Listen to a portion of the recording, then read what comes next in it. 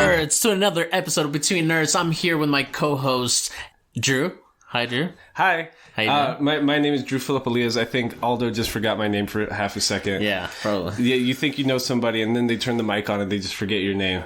It's something weird, bro. Something weird. But welcome back, nerds. This is episode 32 of Between Nerds Podcast, season 2, episode 2 of y'all's favorite Southwestern, Chicano-loving, anime-embracing podcast. Yes. And so we had a mix-up this week. Something happened. You got caught up in the gulag. Yes, sir. The gulag that pays your bills. Yes, sir. And they said, Aldo Mendez, you got to work all weekend. But we were given a brief moment of opportunity today because your supplier is stuck in the snow. Yes. So that's why we are recording technically on the 18th today. It is Thursday. Mm-hmm. And but we're still going to upload on Sunday. So by the time people are listening to it, it's still like our regular upload time. Yeah. We're going to schedule this. Today is Thursday, the 18th. I hope everybody's been having a good February month. It's weird that's almost over. It is weird. And you know what's even weirder? To spread out your months with anime weeks now. Well, we need to start thinking about March, to be honest, and cool segue there. So February's wrapping up. You still can enter the February giveaway by using hashtag Immigrant Nerds. For every original tweet or Instagram post that uses hashtag Immigrant Nerds, you will be entered into our February giveaway. So far, we have two entries. If one person were to enter, you're already like at a third of a chance of winning the giveaway. Like, we are literally giving away something for free. Give away. And it's cool shit, bro. It's cool, nerdy anime shit. It's usually related to things that we've been watching, or episodes that were received fairly well. And if you're one of our followers and your shit is all about, I don't know, Demon Slayer or something like that, if we haven't gotten the giveaway by then we'll probably get you something about Demon Slayer, you know? Yeah. So, we try to cater these giveaways to like people we know they want, because we don't even. Well, sometimes we do, but a lot of times we get the giveaway after we know who's correct. Yeah. So we'll try to get something that tailors to your taste. Yeah. I guess is what I'm trying to say. But so because of said mix-up, originally we were going to be watching Love is War. Yeah, Kaguya-sama Love is War. And I thought I was doing a great fucking job because I'm almost done with season 2. I'm on like episode 10. I've got 3 more episodes to watch. I'm not doing so bad either. I just finished season 1.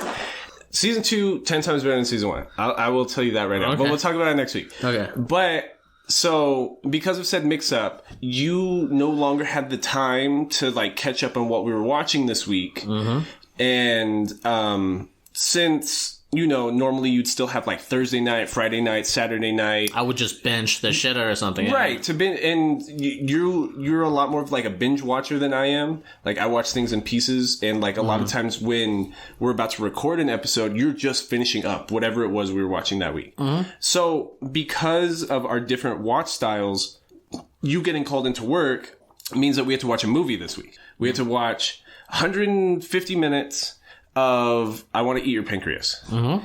And I think it was pretty good. I think it was pretty dope. We're going to segue into it a little bit already, but... Yeah, you're busting out your laptop? Yeah, okay, good. No, but yeah, I thought it was... We haven't seen this. We have not seen this. This is not what I was expecting. Yeah. I don't know what I was expecting, to be honest, because it's a garbage title.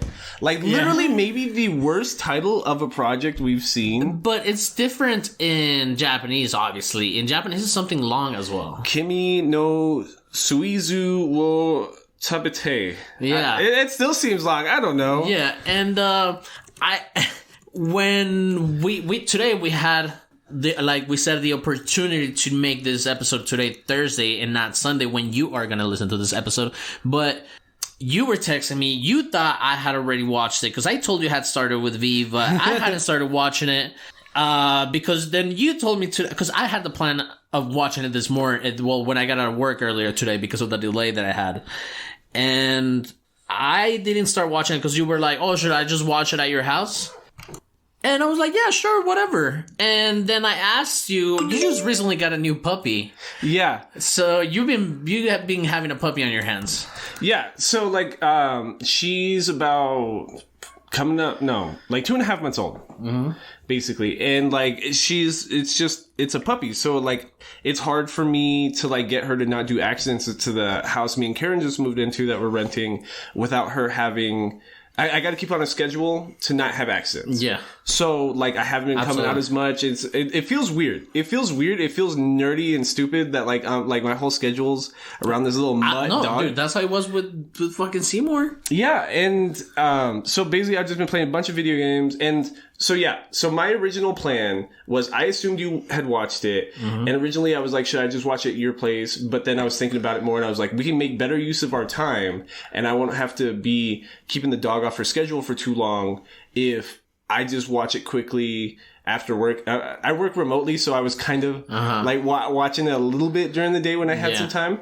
So then I was just going to come over right at 5 and that's where we're going to record now and have longer like prep time and like longer time to discuss. But as you know what they say about assumptions, and you had not seen it at all. I had not seen it at all. So you're texting me and you're like, bro, is this hentai? And when you're going to something new as far as like the anime fucking world, like you have to be precautious of what you're watching. Exactly. Like I saw something suggestive and I was like, motherfuckers, did we get tricked into watching hentai? and like, so I texted you right away and you were like, oh, what? I haven't watched it. Yeah. And that's when I'm like, oh my fucking God, Aldo, like, what do you mean you haven't watched it? Yeah. Cause it gets spicy at some moments and I'm glad you like the movie because I like it too. I know the whole I want to eat your pancreas was crazy, but man, they threw a fucking like twist to the story. Towards the end. It's how do I put it? It's good, but it's in no way original. Yeah, like absolutely. It's biting off of a lot of things, but a lot of things I like. You know what I mean? It's what like Darling the Franxx is to like NGE. Yeah, you know to like mecha sci-fi big worldy shit. Like Darling the Franxx is just taking, y'all like big anime boobies and lollies and robots. Then we're gonna just take like pieces from all these different works that we know y'all love. If you were to ask me what could I compare it to from the stuff that we watch, I would say Your Lie in April, but obviously Your Lie in April has like amazing animations and like a badass story. The only thing that reminds me of Your Lie, you're right. The plot reminds me of a lot of Your Lie in April, but I was gonna say the only thing that reminds me of that is the music. Yeah, but what I was gonna say is that, but the way I Want to Eat Your Pancreas, the way it just starts off with like the funeral. Yeah. You know? Yeah. Like, it starts right away that we know that this girl's gonna die. Yeah. You know? Yeah, that's fucked up. Yeah, it's kind of fucked up. Yeah. Hold on. Aldo. Yeah. You. Me? Yes, you. What is I Want to Eat Your Pancreas? What is I Want to Eat Your Pancreas? Yeah. It is a ripoff of John Green novel storytelling mixed with Makoto Shinkei's art direction. Okay. So... And like that's what I'm saying. In a good way or in a bad way? In a good way. Okay. It's above average, but is in no way a classic. Mm-hmm. Like near the end of the movie, maybe like 30 minutes left. And like in my head, in like a good way, kind of. I'm like, I'm so fucking tired of like these anime trying to make me cry. It's like, stop it. I was just like, my heart hurts so much. Can y'all give me a fucking break? Yeah. For once, give me one break. And just, it wants to kick you right in the feels. It's children dying, like, at 17. Yeah. It's about depression and anxieties. And, like, my favorite part about it is, so I own and have read maybe 6-7 John Green novels. Okay. John Green is one... Something in the Stars or some shit like that? The Fault in Our Stars. Okay, so John Green and his brother Hank Green started their careers off on Vlogbrothers on YouTube. Like, before YouTube got bought by Google, they were, like, the third most subscribed YouTube channel. And this, so, like, early 2000s. The like, golden days of YouTube. Yeah, you know what I mean? Like, the lawless days of YouTube. And they were, like... Oh. One of the most subscribed. So that's, like, 2005, 2006, right? Mm-hmm. And I started following... the Vlogbrothers, and I followed, like, John Green's career ever since. And he writes young adult fiction. Yeah. So, like, The Fault in Our Stars is probably, like, his most famous one because the movie, like, was fairly popular So I have a signed copy of The Fault in Your Stars. I have all these other books, but the book it reminds me the most of is this book called Looking for Alaska. And it's probably... Oh, you've told me about this. We've talked about this on the mic before, I believe. I think I mentioned it briefly, and I mentioned that it is on Hulu, because it really did get a really good, 6-episode miniseries on Hulu. And I thought it was fairly faithful to the novel. I thought it was really good storytelling.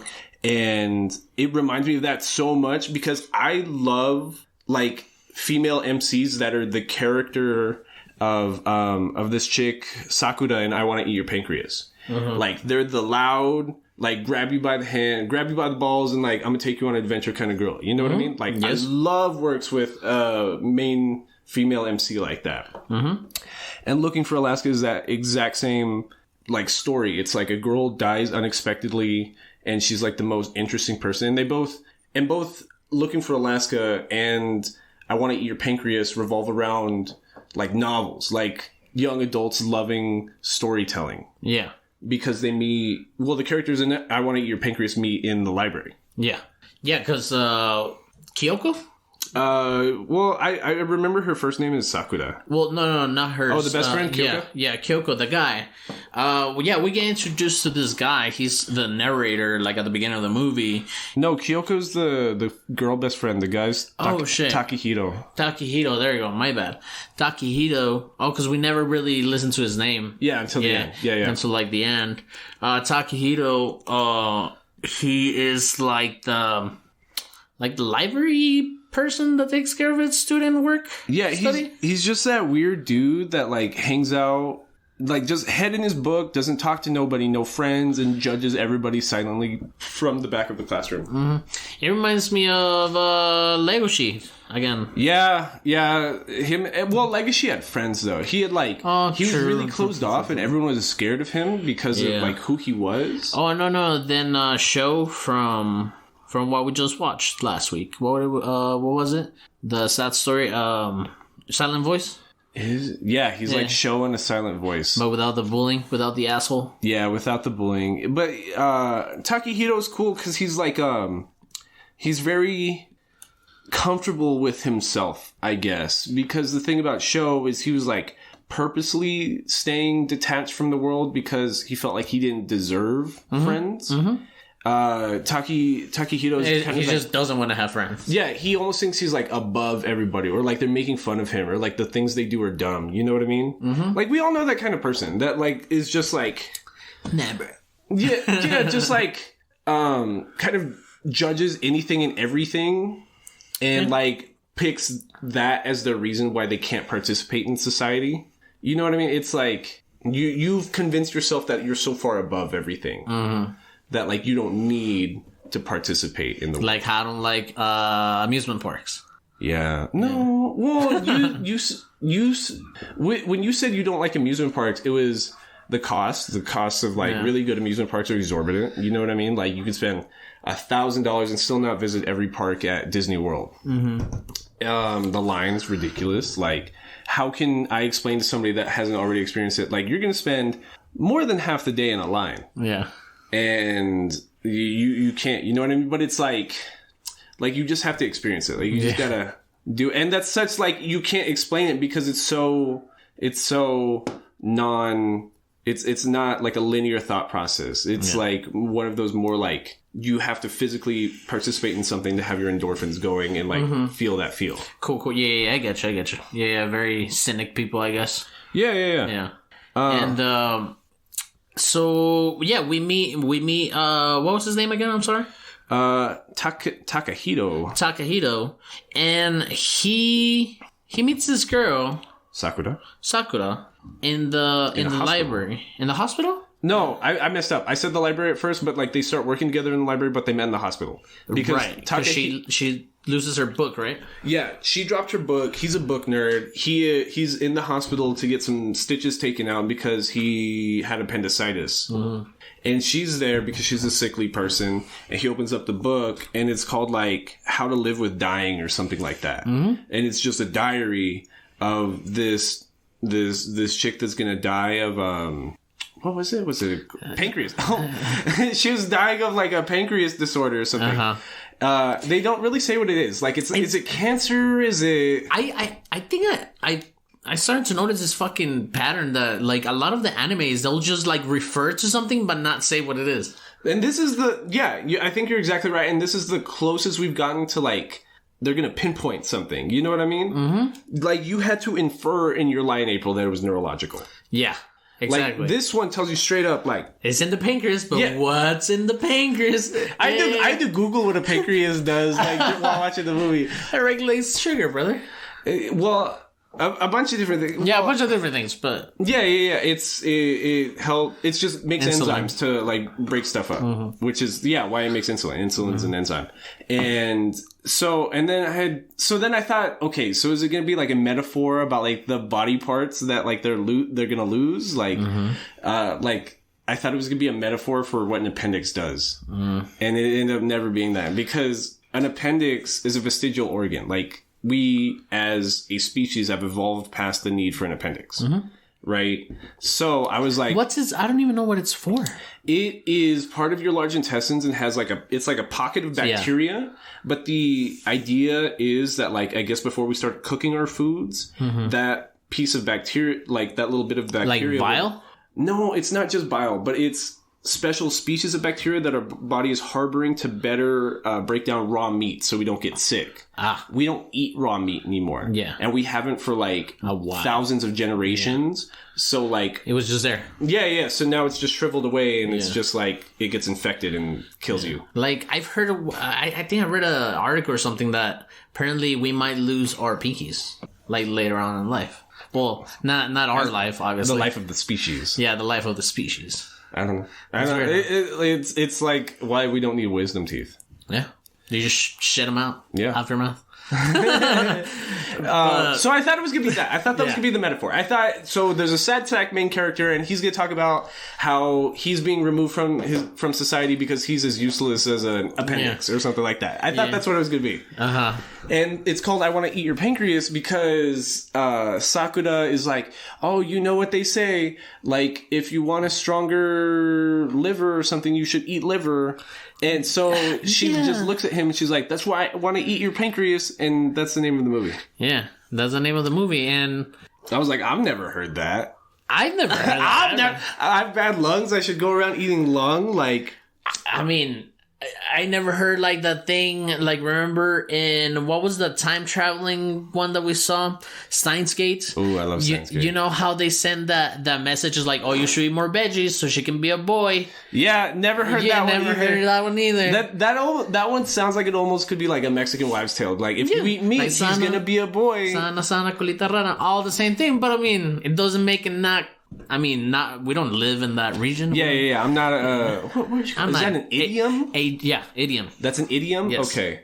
So we're not pervy to those idioms, but it turns out like when I talk about Sakura reminds me of the character Alaska from Moving for Alaska. Like the book is about a chick named Alaska Young. Like that's her name, right? And she's the same kind of character that like gets this soft, closed off boy with an obsessive nerdy personality and gets him to open up and like start to like love the world again through her. And that's exactly what happens. Like she just grabs him by the hand one day, is like, you know what, you're gonna be my best fucking friend, and like you're gonna experience the world how I see it, and it's gonna open you up to new things.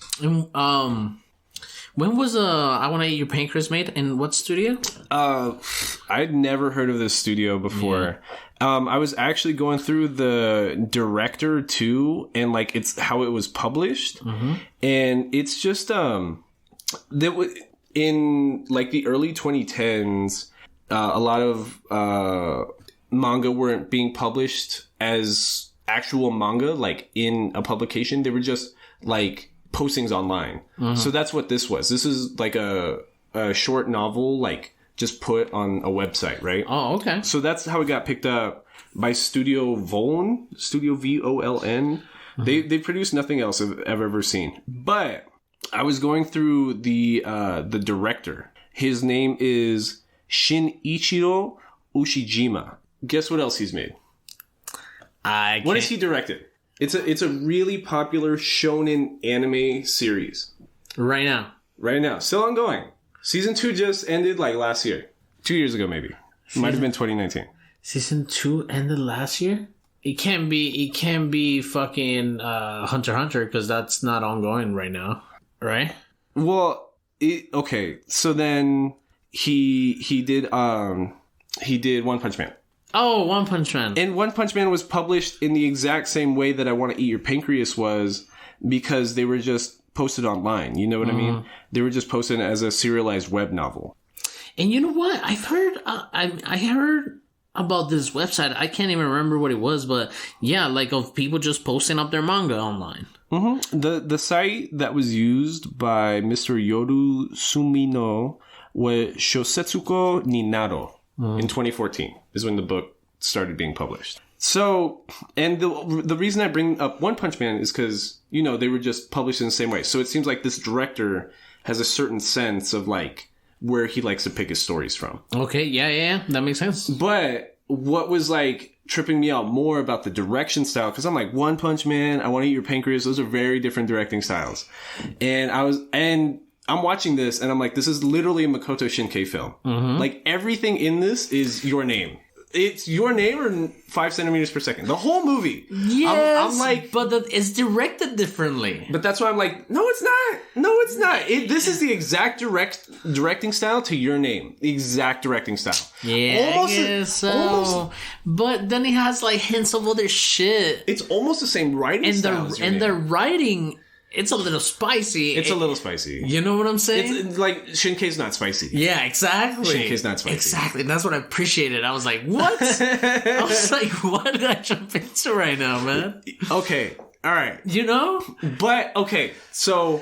Like, we talked about this. Like, imagine if Akame got killed had spice. Imagine if Shinkai movies had a spice. The little bit of spice that Akame got killed gave us, we loved. Like the background, like love story. The more I don't know why I've been thinking so much about Akame got killed lately. Like if I've been thinking, it's because I guess in my head I'm doing the pre-production for our season finale recap that we still need to do for episodes 1 through 30, and I've been thinking a lot about Akame got killed lately. If there was one that was audience pick that I went into being like, this shit's gonna be fucking whack. And that's why I like Madoka. Because I'm like, fuck, like it just hit me with a curveball. I have to give it extra points. Mm-hmm. You know? And this was the one that I was like, it's beautiful. I actually like the love story backdrop in a shonen. I was like, this is not 10 out of 10, but like it was way. It could be. Yeah. Why were we talking about that? Anyways, love story. I Want to Eat Your Pancreas. It's spiciness. It reminds me of Makoto Shinkai because of not only the art style, but there's like a fireworks scene. The music's exactly the same. And which is also the same as Your Lie in April. There's fireworks in Beastars. There's fireworks in... No. But this one's different because the music sets the tone. It's a lead piano. Yeah, it's a lead piano with rising keys with violins that usually come in after a couple measures. Listen. That is the exact soundtrack to Your Name. Okay. I'm not saying it's not those things, but the thing is that we've watched so much anime, we can just connect. Yeah, I guess that's true. Maybe it's like that bias. It's like the affirmation bias. Yeah. Like I'm trying to make that argument, so I'm picking apart pieces of information. Yeah, but it's the fact that I knew that you hadn't watched it. It was exciting to me because I'm like, I wonder, like, you know, if he likes it or not. Because pretty much everything we watched, you've seen, except for a couple of them. Uh-huh. You know, so I don't know. It was crazy. I just watched it for what it was, and I get you that there's those instances where you're like, oh, this is exactly Your Name. This is exactly Your Lie in April. This is exactly 5 centimeters per second. You know what I'm saying? And I get that, but you gotta give it to the spiciness to a point that it got. And I'm not like. What was spicy? What happened? Well, first of all, he finds this book. He gives it back to her. They start doing like study work at the library together, right? And she pretty much does what you just said about the Alaska book. Or what is it? Yeah, she's looking for Alaska. Looking for Alaska. So she just pretty much grabs this fucking sad sack, starts hanging out with him, and their first date is at a grill, at a barbecue, you know, like, but it's only organ meat. Yeah. And they're start eating, and she's like, "Oh, this is so good." Blah blah blah. Because it's like her whole "I want to eat your pancreas" thing. It's just like, if maybe I'll get over my terminal illness if I just eat pancreas. Yeah. Weird. So, I mean, organ meat's pretty delicious. Is it? No, it isn't. Yeah, it is. I don't like chicken gizzards. Have you ever had a machito? What is a machito? A machito is organ meats with like some chorizo, some spices, some I like herbs and stuff like that. And then it's stuffed in like the tripe, and then that's fried. Oh, I've eaten all that. Okay. It's so I good. love menudo and like... But like, it's the heart, lungs, brain. It's so good, bro. And how is it cooked? It's, you can either fry it or smoke it. Okay, It's I don't good. know. Well, but see, I eat all those gross Mexican meats. I eat a fuck ton of menudo. And that's what it is. I eat tripitas. I eat buche and buche. It has buche in it. Yeah, like it's I good. eat all those gross ass. You like organ meats? I guess I do. Okay, maybe I don't like. It's because I've had chicken gizzards, and I think that shit's ass. Turkey gizzards and stuff like that. Yeah. I think that shit's ass. It's like you have to really know how to make them. Like to make them, and even then, it has to be like a cheese. It has to be a little bit. It can't be like a whole lot. You know what I'm saying? Like if you're gonna try like some not well cooked like organ meat, you just want to try a little bit. Okay. Because it's got that organ and meat taste. It's just chewier. Although it just means it's chewier. It's not chewier. It almost dissolves. It's almost grainier. Yeah, it's got a bunch more oils. Yeah. Oh, what would Shokugeki no Soma call that? What do they call meat juice in Shokugeki no Soma? Oh, the MSG? No. Yeah. I said this word earlier today. God damn it, the umami. Umami, yes. Organ meats have a different umami. Umami, yes.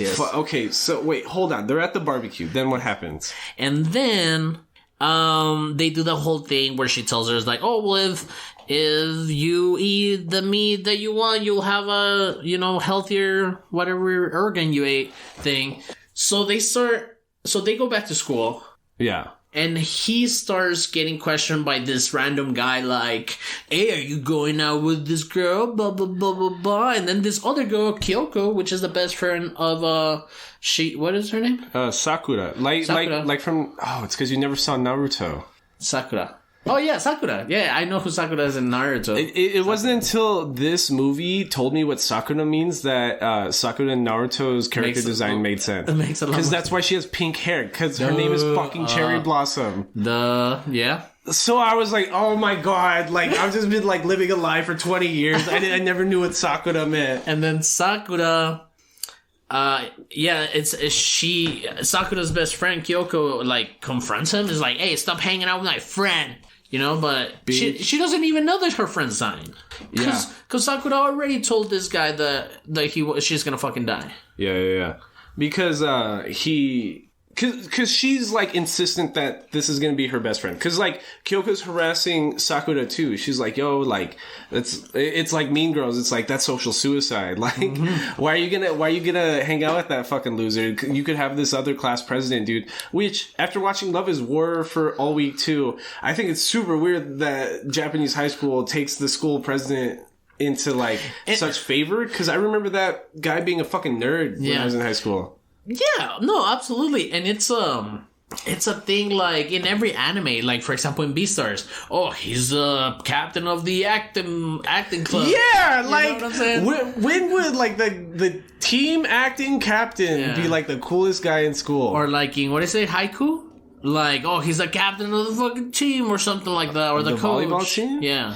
That would make sense, because it's a sport. Well, yeah, but it's not like the king of the school. You've never heard that girls like guys that stand around and do things? That's what volleyball is, Aldo. No, I know. I've heard about this. I found it weird. But, it's like why DJing's popular. Yeah. Because it's just guys standing around and doing things. Yeah. Well, I guess I'm only trying to defend volleyball so much because not only do I watch Haiku, but I've been playing a fuck ton of Persona 5. And, like, Persona 5 is just, like, this 200-hour long Japanese RPG about, like, going to high school. I don't know. And, like, the first villain is the teacher / coach of the volleyball team, and he ends up having like he's like harassing girls at the school, and it gets dark, like it's ugly. But like that's what I'm saying. Like volleyball is cool in Japan. Like, everything's cool in Japan. Apparently, yeah. Oh man, that's so annoying. Now that I think about it, like you could be just like the head nerd in charge of literally anything in high school, and the you're Salt like, Club. or exactly, like literally anything. It's because they don't have American football. Like, I don't know, man. It's fucking crazy how they just write this anime is like that. I don't know. It's so crazy. This mangas and stuff. Whatever. So this guy's a nerd, but Sakura's like, no, that's my nerd. Like, well, everyone keeps asking if they're dating. They're both insistent in saying no. Right? They're not dating. There's nothing romantic there.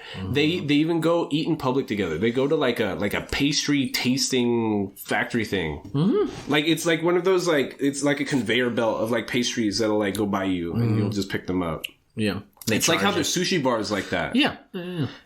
So they're hanging out in public, and then Kyoko and like the rest of Sakura's friends see them eating, and Kyoko gets mad all over again. She's like, Sakura, stop hanging out with this fucking... Imagine your friend got that mad at you for just like hanging out with somebody. Like, imagine being the dude. Like, like who is this bitch? Like, I'm hanging out with my friend because he still thinks that's his friend. He's like, that's my friend too. Like, yeah, and he was... Even after they were being asked, like, hey, are you guys in? Are you guys in? The next time the Sakura asked them out or something like that, he was like, nah, I don't want people talking. Yeah. Blah, blah, blah. I get really uncomfortable because, like, he's just doing his after-school job in the library of just, like, putting books away. Yeah. And she's following him around telling him that. And he's just like, nah, I'm just going to hang out in the library and read books by myself. Yeah, and that's when that's when they go to the pastry thing, right? Something like that. Maybe I got the order mixed up. No. You probably got it right because I think their next trip, it's when they actually are on break. Yeah, they take a whole ass vacation together. Yeah. Like Sakura one day is just like, yo, Takahito, pack your bags. We're just gonna go out of town. And dude, like throughout the like, he's known her for like days, weeks at this point. Like, yeah, but then at this point in the story, I mean, he really knows this girl's gonna die. But this fool just doesn't give a shit. He's just like I'm getting dragged into this, and then he's kind of hanging out, but not really. And then, but he's saying a lot of like passive aggressive stuff. Like she'll be like, "Oh, isn't traveling and being on a train so fun?" And he'll just like be like, "You're an idiot." Yeah, yeah. Oh, I guess if you're stupid enough to think that's fun, or like something like that. And I don't know, but it's just. You're like, man, this girl's gonna die. How cool of her, like just being all cool with this sad sack, you know? But after this, well, they get they go to the trip, and what do? They get a hotel room? No, yeah, they go out of town to get a hotel, basically. They get a Hilton. That shit was on the fucking, like, card, bro. So that would have had to been, like, the Hilton in, like, downtown Tokyo or something. And do you know what's crazy? When I looked at the wall, I'm like, that looks like a Hilton.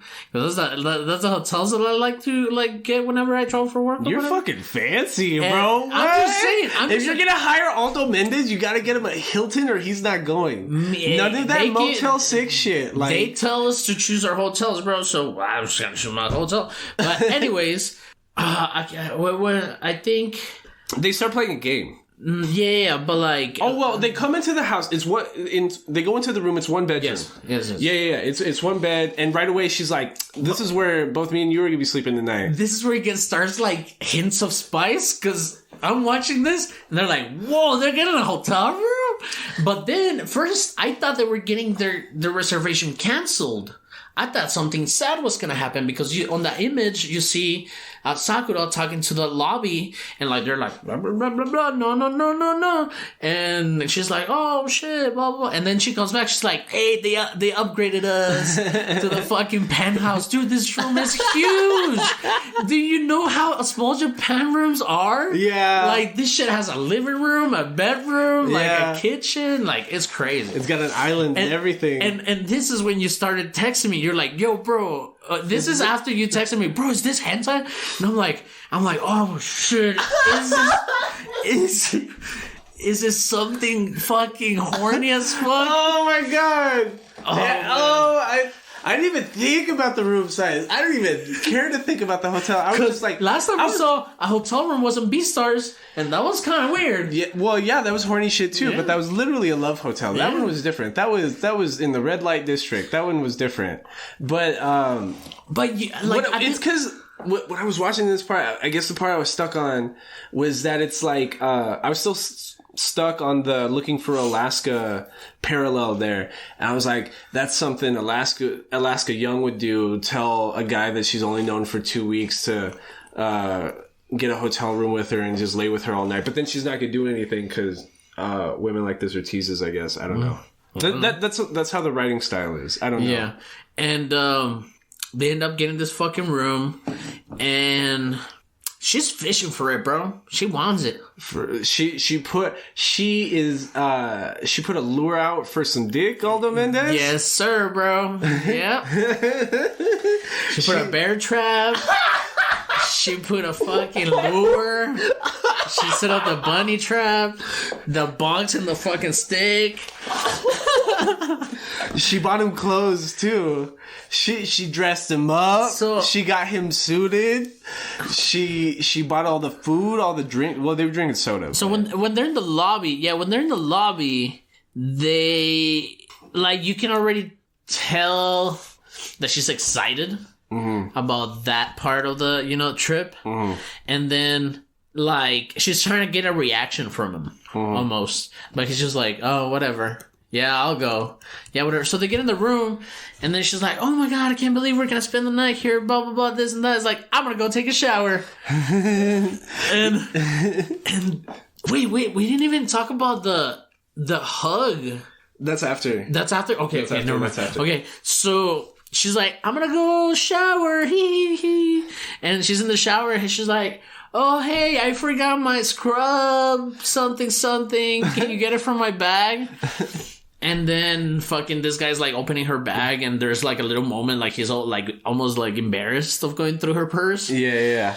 And he goes and like just opens the door and leaves it on the floor or whatever, and then she's like, I'm all naked. Yeah. By the way. Like she's trying to get a reaction out of him. Yes. And then again, at this point, I'm like, holy shit, is this hentai? Holy shit. So, yeah. So she's not getting the reaction. Even she says back, like, can you say anything? Like, you're like making me feel bad now. Yeah, I'm embarrassed or something. So then, like, all they do the rest of the night is they just play Truth or Dare. Like, I don't understand how it works. They use a deck of cards. Like, yeah, so it's like high card. Like King's card. Like, whoever gets a higher card tells the other guy. Yeah. Oh, okay. So they do, it's like war with Truth or Dare. Yes. Okay. So they're doing that. And they're just that this was her plan to like learn more about him. Like she's just asking like dorky shit. Like, do you think I'm cute? Do you think I'm pretty? Like, do you think just stupid shit? But then he's going like for the gut. He's like, he's asking all these weird questions like, what's the longest hobby you ever had? That's a great question. That's a weird question. Well, the first one he asked was, were you like this as a kid? Because she's all super loud and outgoing and peppy, and he's like, yo, were you really? Did you used to be like this? Mm-hmm. And like he's asking those deep questions, and it goes like that all night. Mm-hmm. Like they kind of have a great fucking night. You know what I mean? They do. But then again, after like those fucking spicy moments, like it's leading to Truth or Dare, and I'm like, holy shit, is this it? Is this it?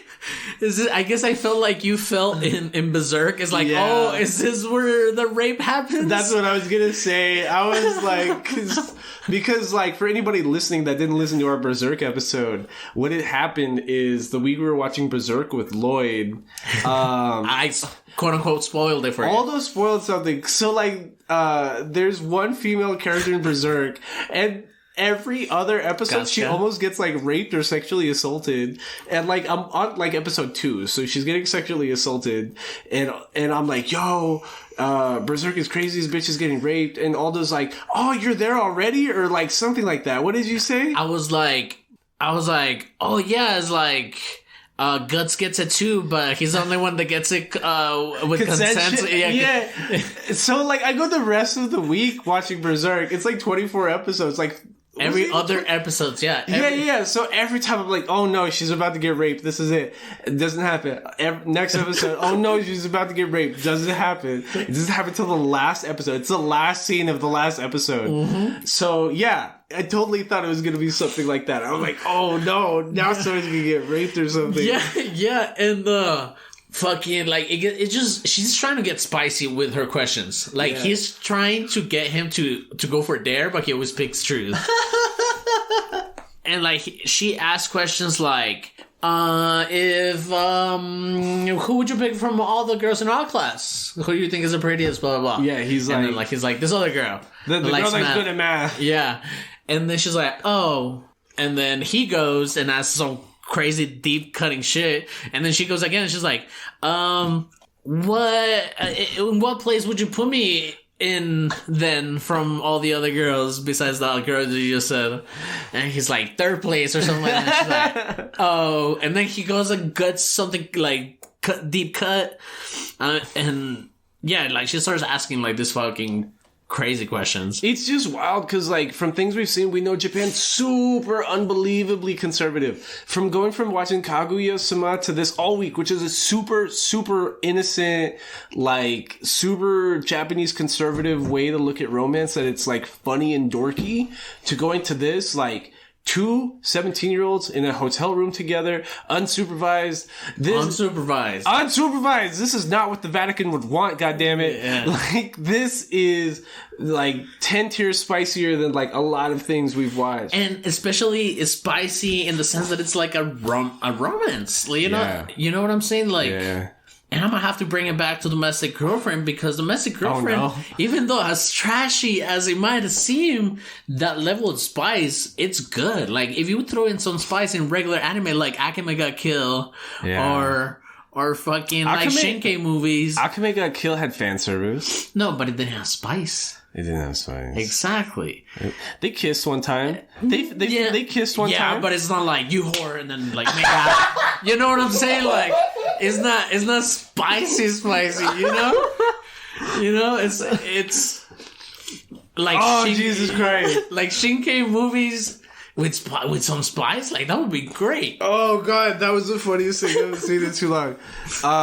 Yeah, that's exactly what happened. I thought, like, she was on the hunt for dick with a 12 gauge, my dog. So, like, she's out there hunting this nerd. She's like, give me that wiener. And he's like, no, I respect myself. I'm a loser. I'm a nerd. Don't touch my wiener. Yeah, I have a reputation to keep. That's how it felt. But in the movie, it's a lot more innocent. Yeah. So yeah. So she has a terminal illness. They're having a great fucking time, and then she passes out because she's sick. And then he carries her to the bed, puts her down, and then we get a flashback to when he went through her bag. He sees a fuck ton of medication in there, fuck ton, like pills, syringes, all that, like. Vials. Yeah, vials. It's ugly. Like, she's sick. It's a lot of like, she's big sick. Yeah. And she's about to pass out because she doesn't feel well. And she's just like, I'm just going to give you a dare because fuck you. And she's like, you have to lay in this bed next to me the rest of the night. Yeah. But that's after she passes out. Because when she dared him to princess carry her into the bed, she passes out for a while. Yeah. Yeah, and she wakes up and she's like, I'm gonna give you a dare and you have to sleep in the bed. And they sleep like all like... Yeah, like super far apart from each other. They're facing opposite directions. Yeah. Like... And fuck, after that, it's crazy because they get back into the train. No. Hold on. Kyoko calls. Oh shit, that's right. Kyoko calls and she's like, I can't believe you, because Sakura had initially told her parents that she was going to be with Kyoko. Yeah. And Kyoko calls and she's like, how dare you? Where are you? I barely convinced your parents that you were with me, blah, blah, blah, this and that. And she was with, Takahito. And nobody's approving Takahito. Everybody's talking, especially Kyoko. Kyoko's talking shit. Super mean. Like, I don't know what the deal is with this bitch. But, so she gets, like, yelled at over the phone. And so, like, he only took one change of clothes because he's all weird and awkward and doesn't go out of town. He doesn't even know how to like pack for like a vacation. So she like bought him an outfit and like cools him up a little bit. You know what I mean? Like, oh yeah, that's right. Yeah, she got him a hat and like a jacket. Like, here, loser. Yeah. Just dressed him up a little bit. Just like, hey, stop dressing like a nerd. Hang out with me right now. You're a representation of me. Please dress the part. Yeah. So like, yeah, they're back on the train and they're like, we get a change in like character tone from Takahito right there because she's like, oh, I bet you hated the whole thing. You'll never want to do it again. And he was like, no, I had a great no. At the same moment that you said that, when they say that, they pull up to what is his name? His name Takahito's stop. Right. He stands up. He's like, oh, let me know whenever you want to go again. Like, let me know whenever you want to do another trip. Like something like that. But that's. I mean, suggesting that he likes it. He liked it. He enjoyed it. He bitched about it the whole time. Yeah.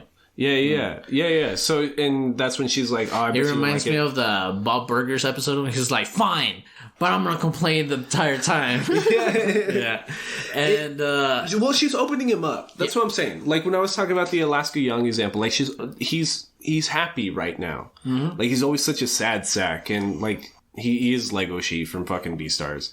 And so they get, do they even have more dates here? What happened? Because I know there's another sequence. Well, what I'd like to mention is that this whole time that they've been hanging out, especially right now on this trip, it's like, oh yeah, we should do a next break. But then in the back of the viewer's mind, you're like, what next break, bitch? It's like, I saw your funeral at the beginning of the movie. Yeah, like, she's like, oh, we're gonna do it during winter break. It's summer break right now. Do you have 6 months? Like, yeah, exactly. So I'm like, well, what? Come on, man. It's like, I know where this is going. Yeah. And where do we go from there? We just get like another... They spend time. They spend the entire spring together, right? Yeah. The rest of the summer they spend together. This happens like the beginning of summer break, which in Japan's like a week, 2 weeks. It's not a real summer break. Mm-hmm. But then they get like weekends here and there and they're just doing everything together. You know what I mean? Like they're bowling. Why is bowling always in anime? Now that I'm thinking about it. Well, bowling's a big thing. But in anime... They're always bowling on dates in Japan. They're karaokeing too. Karaoke, yeah. Okay, so they're doing all the typical date shit. And you know what I've noticed? That people that don't partake in some activities and stuff, like to do regular things all the time. Que fuego. Yeah. You know what I'm saying? So they go bowling. Yeah. You know what they do? They do regular people shit instead of just like hanging out and watching trippy movies. Exactly. Yeah. Okay. So yeah, that's exactly what happened. So then, school starts again. They're hanging out. They're in the library. And I can't even remember what happened. He gets invited to her place. It's raining. Oh, no. They're hanging out a bunch. And at school, Kyoko like corners Takahito and she's like, yo, nobody's gonna be at my house. No. Isn't it? Kyoko, not Sakura. Oh, my bad. Kyoko's the best friend. Yeah, so Kyoko gets him on the stairs and is like, yo, stop hanging out with Sakura. You're a little creepy nerd. And she's cool and you're not. Stop it. And like she knocks his book out of his hand. And then it's raining later that day. He goes, picks it up. And yeah, so they're back in the library. He was late from coming into the work in the library to put the books away because he was talking to Kyoko. So that's when, Sakura gets him and she's like, hey, no one's going to be at my house. Do you want to borrow this book? Again, I'm thinking like, oh shit, this is it. Because I said it was hentai. Yeah. So they go play video games and shit. Like they're playing like Mario Kart. Yeah, like Mario Kart or something. Oh, it was literal Mario Kart. They were doing the sounds and everything. It was like din, din, din, and then they will change it by a note. Like it would be like din, din, din, don't copyright us. Yeah, exactly. Like they would change the last note before you were like, oh, that's Mario Kart. Yeah, and you could hear like a fake like Mario accent or something. Yeah. So they're playing Mario Kart, and she told him something. She was like, yeah, she said, so am I right if I were to say that you don't see me at all like a girlfriend or something like that? Yeah. And like he crashes. Yeah. And loses the game. Because it caught him off guard. Mm-hmm. And she's up to something. Like it's a little off here. The writing in this scene is underwrote because I find a lack of motivation coming from Sakura. To hug him? It was a fucking hug, although... Yeah, but to hug him? It wasn't a fucking hug. Like, okay, so set the scene. Like, it's dark. They're in this empty house together. He's with this pretty girl that's sad all the time and is always hanging out with him. He's going through her books because she was going to lend him a book. And she comes up and gives him a hug, but then starts saying a bunch of dirty shit in his ear. Mm-hmm. And... like, so she's hugging him from the back. Yeah, and what happened right after? What happened at the hotel? I think it happened at the hotel when he was like, if I were to tell you that I'm scared shitless of dying, would you believe me? And he didn't say anything. Don't you think that her doing that prank was kind of like not a cry out for help, but her excuse to hug somebody that she cares for? So what was the prank? Can you explain the prank to me? Well, she said it was a prank. It just felt weird because... What was it? Well, he hugs him, right? He comes up behind him. She hugs him. From behind. And she starts like, I always wanted to do something naughty with a boy I'm not dating. You know? And he's just like, you know, like every fucking anime sound. every fucking, like, nervous virgin, like, gasp.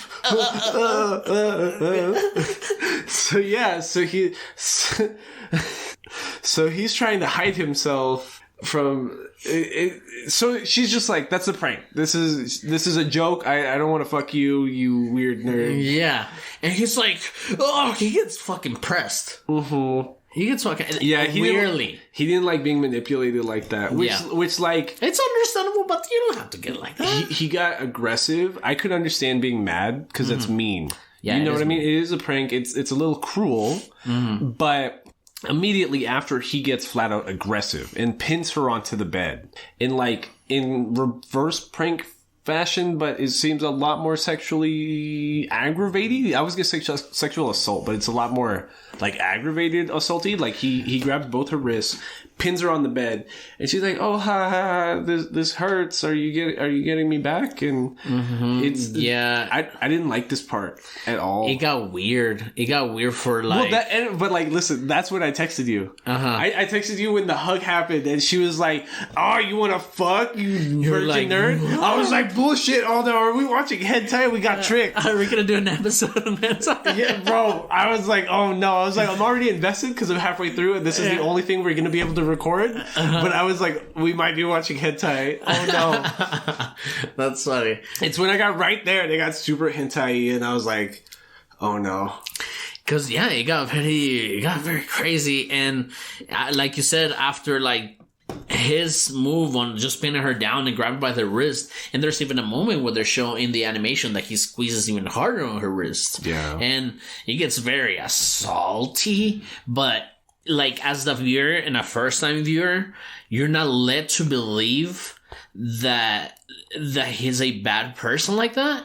Until this moment, you're like, holy shit, is this guy gonna be like a crazy fuck? Yeah, I think my sense from the movie and how they try to play it off so that like they don't ruin how you view this character is like, I think they try to play it off that he is a loser nerd and he doesn't have a lot of social skills maybe, and he did take it too far, and it almost seems like an accident because like he immediately, well, not immediately, but after a little while he realizes he's in the wrong and quickly dips. Like he leaves. Like he's embarrassed, he knows he's in the wrong, and he just leaves. Like he doesn't say anything, he just runs the fuck out the door.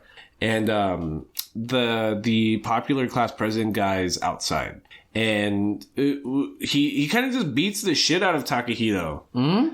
Like, class president just, like, sticks him for, like, no reason. She's like, did you just come out of Sakura's house, pussy? And just, like, sticks him. That was Sakura's ex-boyfriend, right? Yeah. That was Sakura's, but, like, middle school boyfriend. Yeah. So who cares? Who fucking cares? This guy comes up and it's fucking crazy because he's a fucking psycho, too. Because Sakura comes out in the rain after this fool punched him.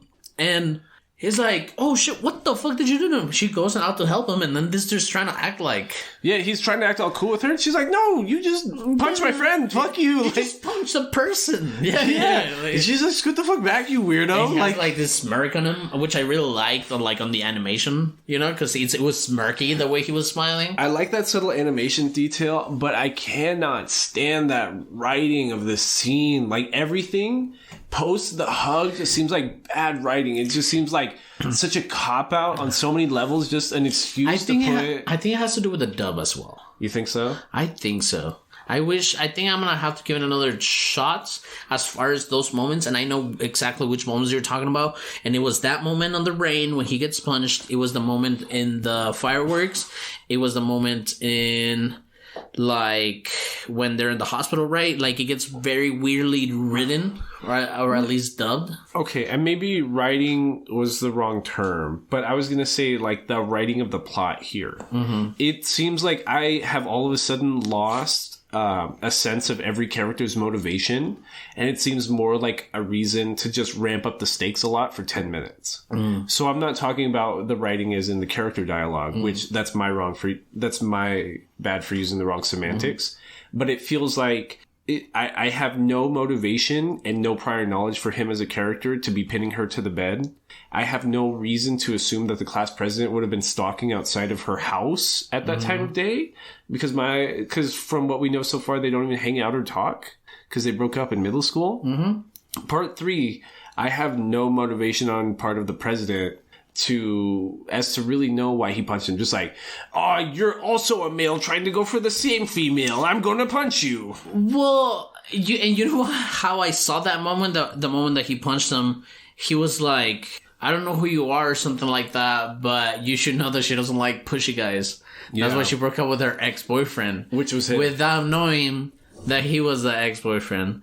And this was like, it was almost like in Beastars when Haru was telling the other bunny, like, it's like, oh, you didn't know that about your boyfriend? Oh. You know what I'm saying? Yeah. Okay, I didn't even think about it like that. It's like rubbing it in their face, like, yo, I know more about them than you do. Exactly, kind of yeah. Oh. So that's why I was like, ooh, you know what I'm saying? Like, he got punched. I'm like, ooh, okay, but, yeah, you know. Okay, I see that point. So, but I get your point because we haven't even seen this character and he just jumps in. Yeah, I get you. Why would he do that? Yeah, I get you. And maybe that's because we're just watching a movie as opposed to the manga. Like maybe like in the manga he has like a whole fucking chapter to himself. Yeah, like a whole like sub arc to himself.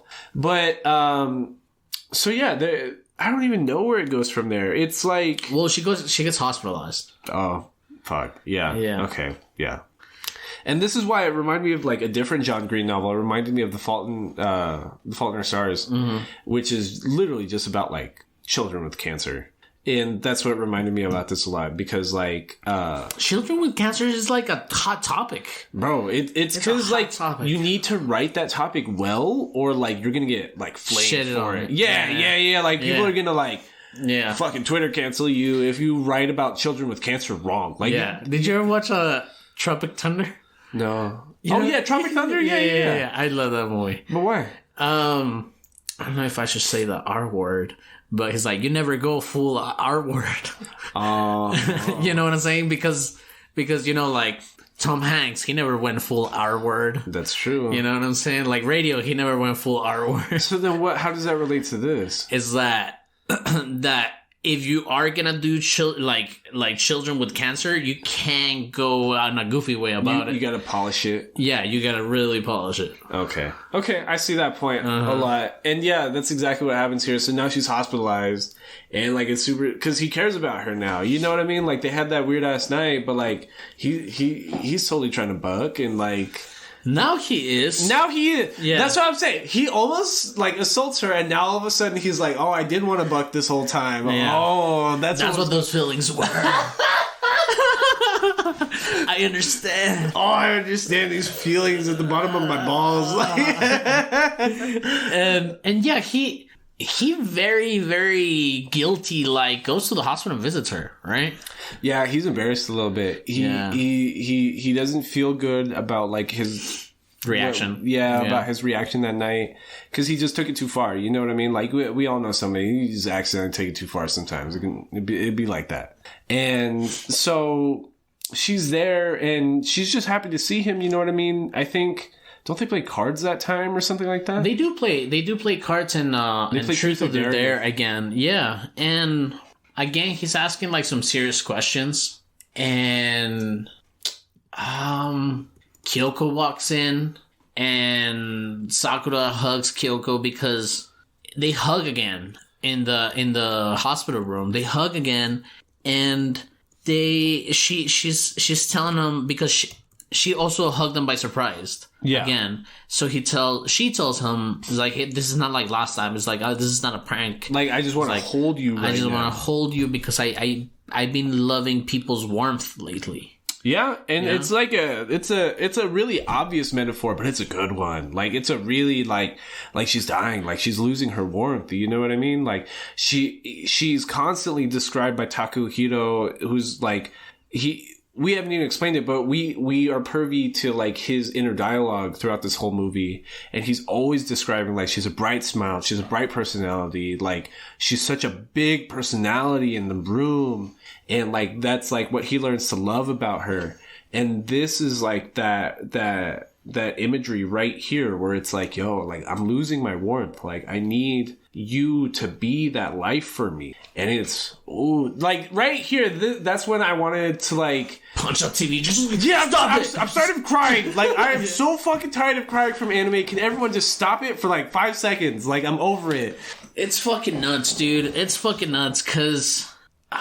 it's almost like, I mean, cause shout out to you, baby, but like, you know, like sometimes you need a good hug, but this dude, the way that he's describing her in this moment in the movie, it's that, holy shit, I'm over here not living when this bitch is about to die and she's living, you know, she's living her life. Yeah. And he starts almost feeling shitty about that, which is great. Yeah. You know? Like, he's becoming humanized. Like, he's like, he's a person again. Because I think one of the questions that he asked when they're playing Truth or Dare at the hospital is that he asked her, what does living really truly mean to you? And she's like, anything and everything. And it reminded me of Soul in a way. Yeah. Because you know how, what was the Soul that couldn't get Earth ticket? Number 22? I think she was just called Soul. I can't remember. Number 2? Yeah, number 2 or something like that. Number 22 or 2, something like that. She was a young soul. Yeah. All right, so it was a low number. Mm-hmm. But it reminded me of how she described what living was. It was like, it was about having pizza. It was about, you know, this girl giving me a lollipop when I felt nervous or something. Or, you know, going to the barber. Yeah. And shit like that, you know? Yeah. So it was like in that moment, so they start piling up his inner dialogue. All the sads come out, like, right here. So in this moment, they start piling up his inner dialogue of describing her, how she's living. Him asking that question and her response, this fucking piano in the background, and it's just trying to hit you with everything they fucking got. I'm telling you, it's a lot of piano. And it's really good. Like, it's really, really well done. Like, the lead piano, exactly like Your Lie in April, exactly like... Fuck, I just described the lead piano in something else we watched. Oh, in Beastars. Mm-hmm. The piano will tell you what to feel. Mm-hmm. And right here, like, it's like, yo, you need to be, like, weeping. Mm-hmm. And that's the thing about, I guess that's how I felt about The Fault in Our Stars. It's because, like, I guess when you're, like, 17, 18 years old, like, you're expected to have so much life and health. That seeing somebody at that age in a hospital bed, it's not supposed to be like that. You know what I mean? Because even if I look back to... I'm 27. If I look back to what I looked like 10 years ago, I had so much more like life and vigor, and I'm still pretty young. You know what I mean? Like, imagine if I'm in my 60s and I see somebody that's 27 and I'm gonna be just like dead inside. Yeah, like that's terrible because like you're supposed to be like the embodiment of like youth and health and life at that point. So seeing somebody 17 years old who's such a big personality inside of a hospital room it's sad. It's not correct. And that's why it brings me to more of Your Lie in April than it does Your Name. Yeah, I guess so. You know? Because, I mean, I don't know, I can't remember her name, but in Your Lie in April, she's a fucking Sparky Spark. No, you're exactly right, because in your name, it was like, there's no big characters. Like, the Makoto Shinkai movies are in no way written about big personalities in any way. They're just subtle, and then you are... Kaori. Huh? Kaori. There you go. Yeah, like in the Shinkai movies, it's more of your, like, interpretation of what it was. Yeah. It's written perfectly ambiguous to, like, let you feel something about it. But here, it's not good. It's not right. And it ends up being like she sneaks out of the hospital just to go see like fireworks with the guy, because in the beginning of the hospital stint, which was only supposed to be a few days, but she lied because she's not upfront about her illness. She's like, oh, we're gonna miss the fireworks festival, and he's like, it's okay, there's plenty more. Or there's going to be one more. And he gets a text later that's like, oh, I'm going to have to spend 2 more weeks in the hospital, which even from his narration, we know that she probably already knew about. So she sneaks out of the hospital one day with him when he comes to visit, and they go to up top, like a mountaintop or a hill, and they watch the fireworks together. It's the exact same scene set at the end of Beastars.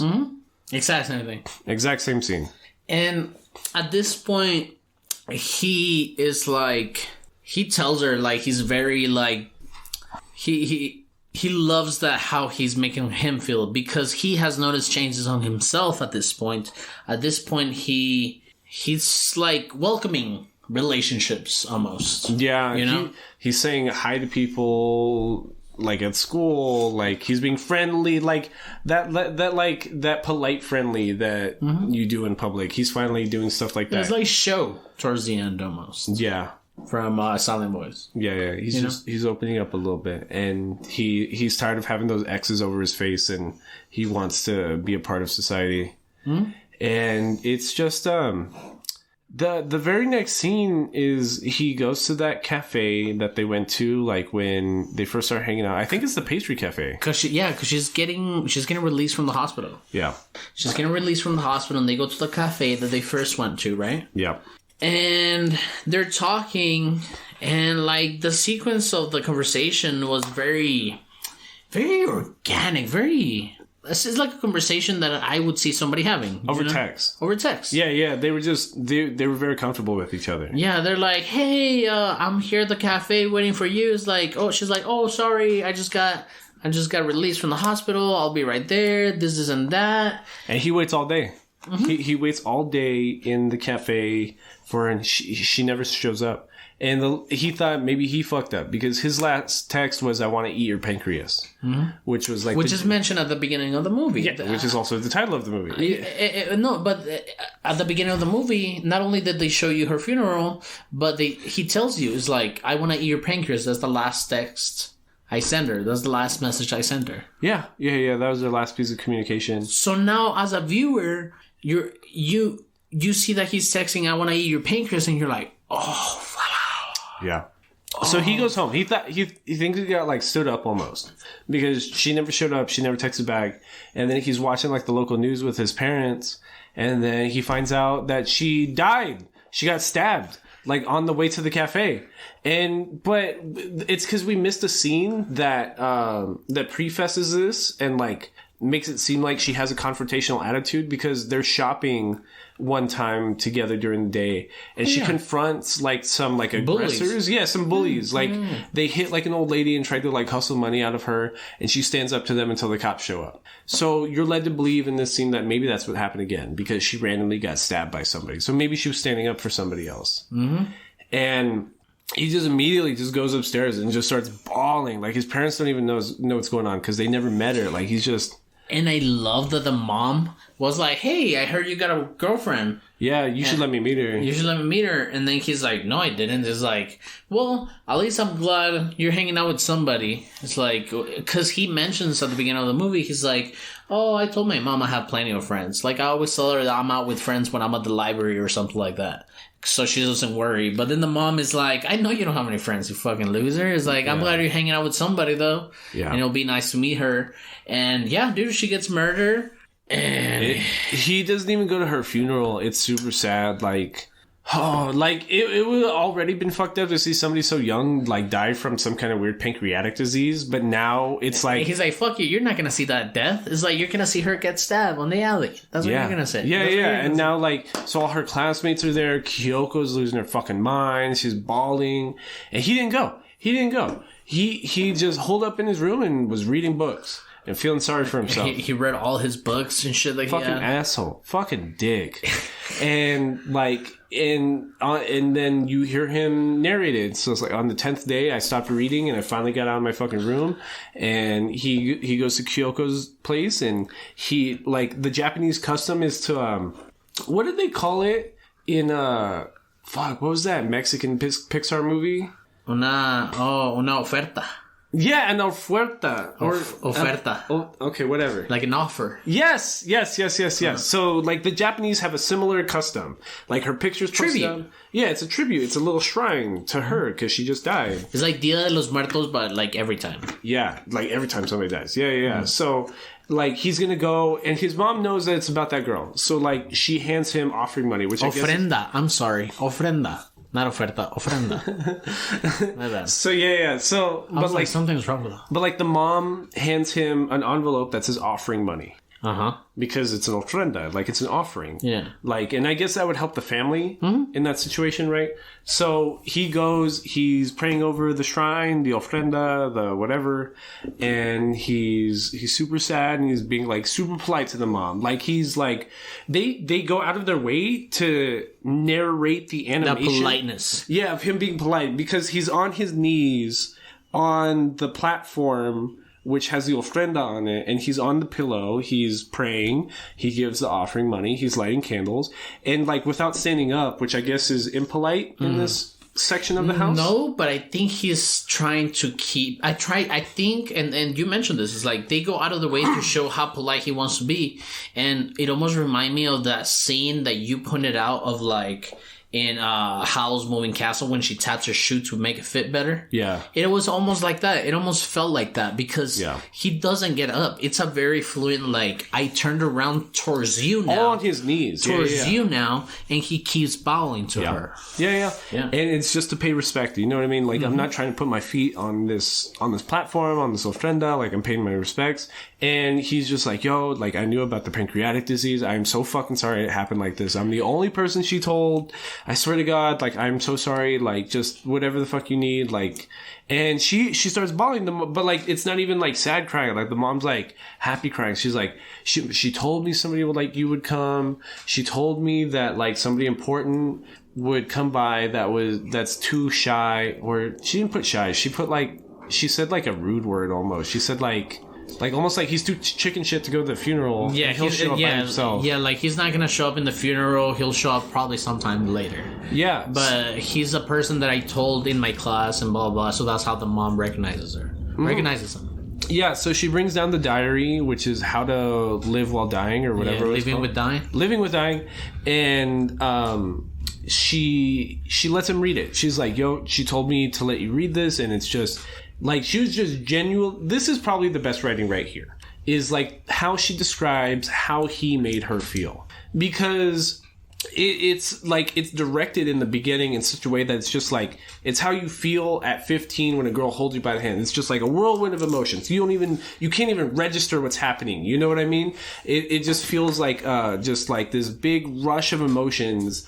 But in her writing style, it's genuine. It's really like, yo, he's really nice when you get to know him. He's super smart if you just open him up. He's super polite, like, even though he tries to be an asshole. It's those genuine things you want somebody to describe about you.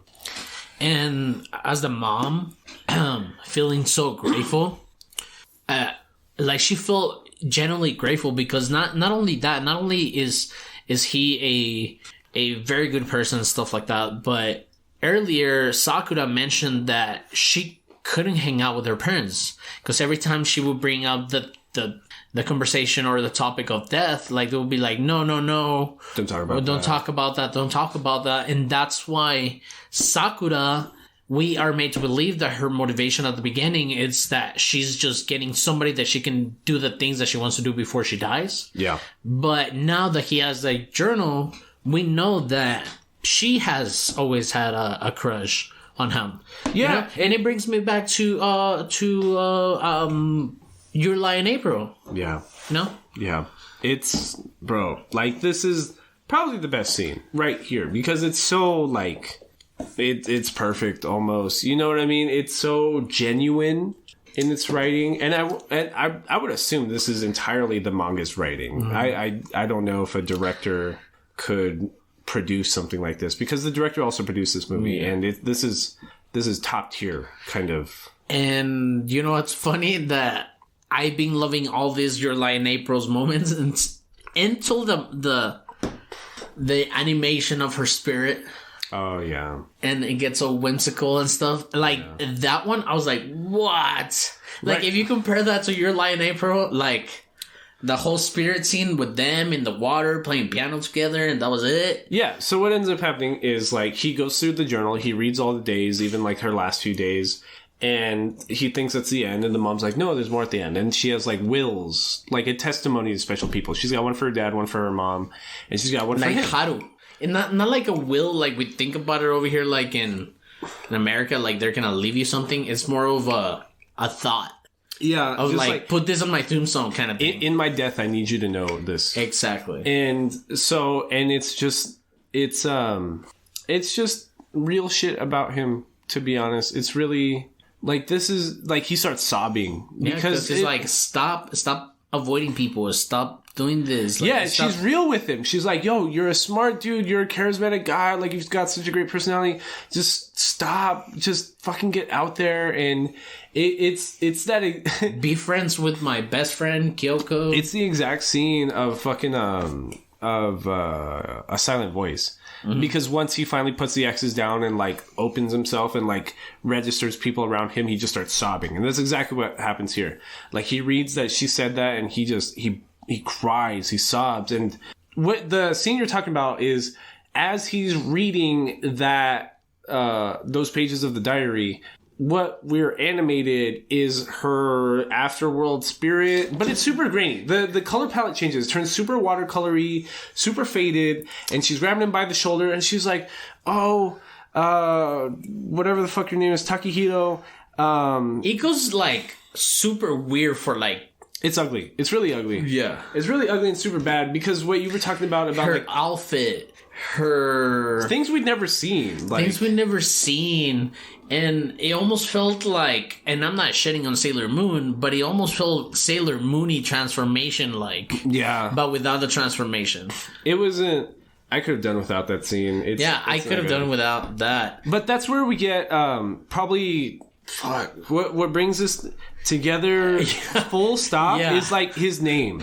So we finally get his first name... Because when they were on the train on the way to the vacation, he told her his first name, but he's like, don't ever call me by that. I don't ever go by that. And he told her not to write his name in the book. So it was just a family name. Yeah. So it's just Takehito. But his name is Hakuri, which is spring tree. Her name is Sakura, which is cherry blossom.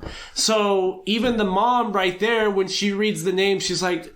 I think that's why you guys were meant for each other. Like, your name is Spring Tree and her name is Cherry Blossom. It's perfect. Like, it's so good. And you're just like, fuck. Like, I'm tired of being sad from anime. Like, I hate it here so much. And it was fucking crazy, dude. I'm watching this because I'm like we said, those like 3 minutes of like nonsense of like the whole whimsical fucking scene. Yeah. You're like, what? And then out of nowhere, it's just like, it gets you back. It gives you the name scheme, and you're like, it just rolls you back, and you're like, wait, what? I was just trying to make fun of it in my head of how bad this is, and now you go back.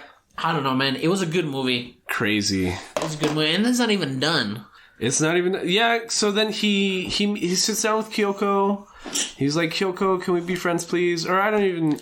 She was mad. She didn't want to be there. The book said that he has the choice to do whatever he wants with this book. Either tell the people that were written in the book of... You know, because she said, she's like, I've written about a lot of people in this book. Mm-hmm. It's up to you if you want to tell them, you know, what I felt or whatever... those days. Yeah. And he brings Kyoko, and Kyoko didn't know she was dying from pancreatic cancer, so...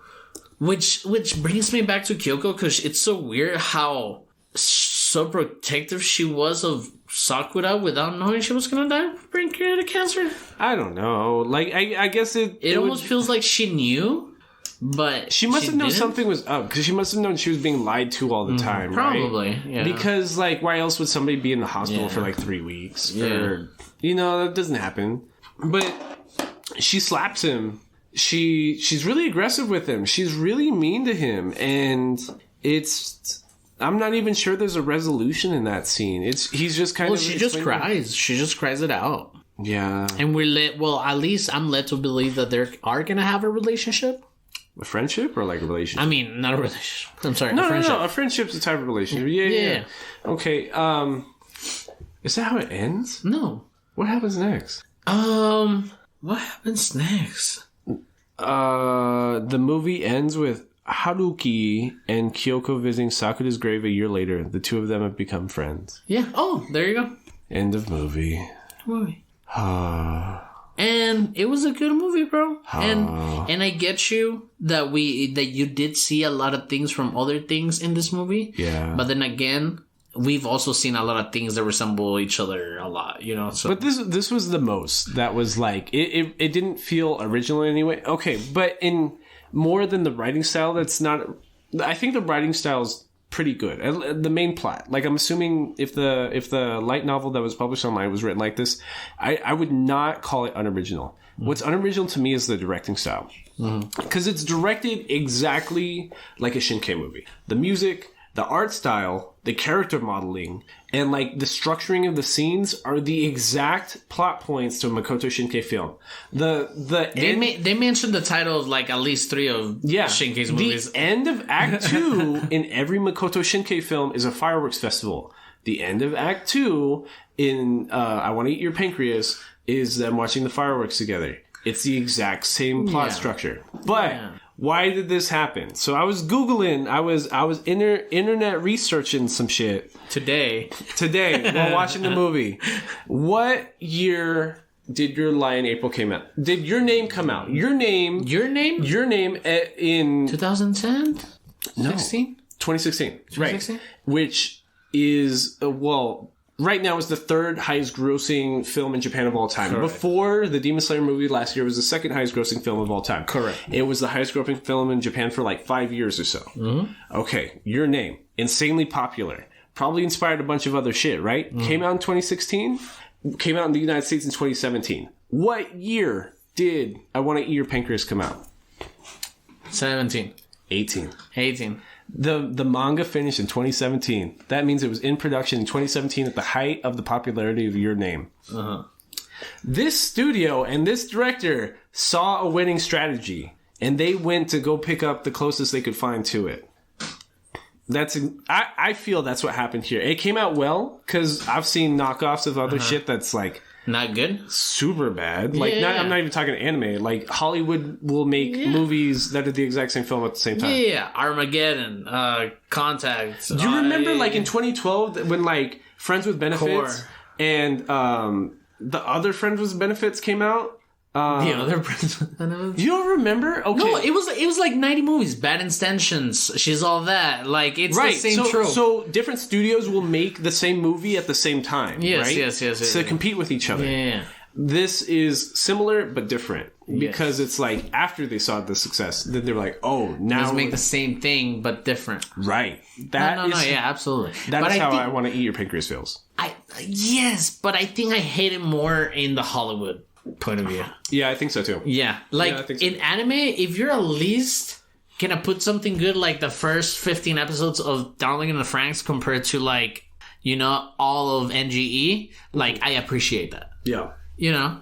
And in Hollywood, it doesn't feel like that. In Hollywood, when they hit you with a bad reboot or with a bad version of something else... It feels dirty. It feels cheap. Yeah, it's like, bitch. It's like, it made me paid for this fucking movie. It feels cheap. It feels dirty. It doesn't feel right. Yeah, it's not at good. least I'm streaming this fucking animes and not paying for them. Yeah, but it was good. Like big thumbs up, well above average. So I could give it like an 8 out of 10 or so. I think, I would too. And for something that we just watched out of one of my suggestions because I saw it mentioned in... Yeah, you said you had a friend that hit you up. Because they heard about the podcast and they recommended this. Yeah, because the other one was the one that I heard and then it was the flower we saw that day. But you know what, man?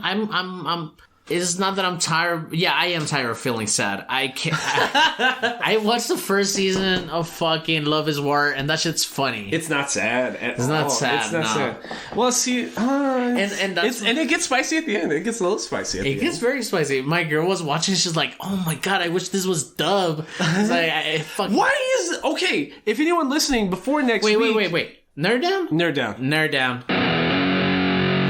Nerd down. So, if anybody listening next week can explain to me why season 1 of Kaguya-sama Love is War is not dubbed anywhere, even though the season 2 dub is absolutely everywhere. I looked at it in the fucking black market, everywhere. Dude, it's not anywhere. Did they just never dub season 1? I don't understand what happened. But that doesn't even make sense, because why would you dub season 2? Like, if you were to put that on Adult Swim or something, how would you show that to people? Because they'd be just like, well, I've never seen this before. Why would I have any connection to this?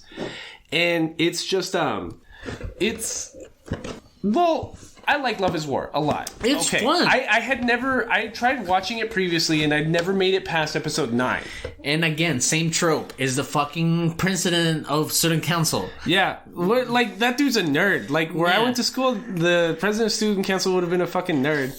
But I don't want to talk too much about Kaguya-sama, because, like, we have to do a whole episode about it.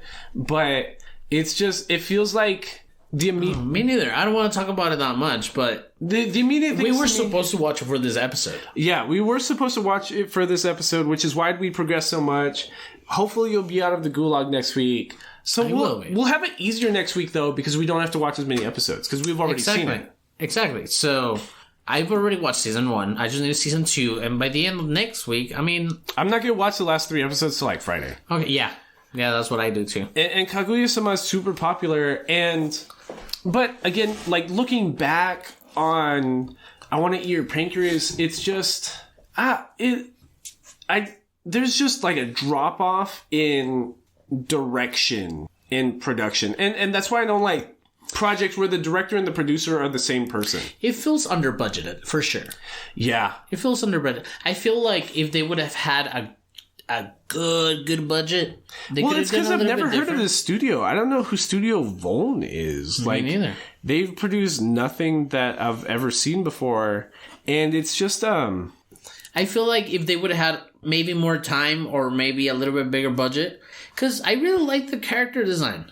And fuck, we're already on the fucking nerd down. We shouldn't be talking about this. It's sharp. It reminds me of what does it remind me of? Sharp character models. It's Haruhi.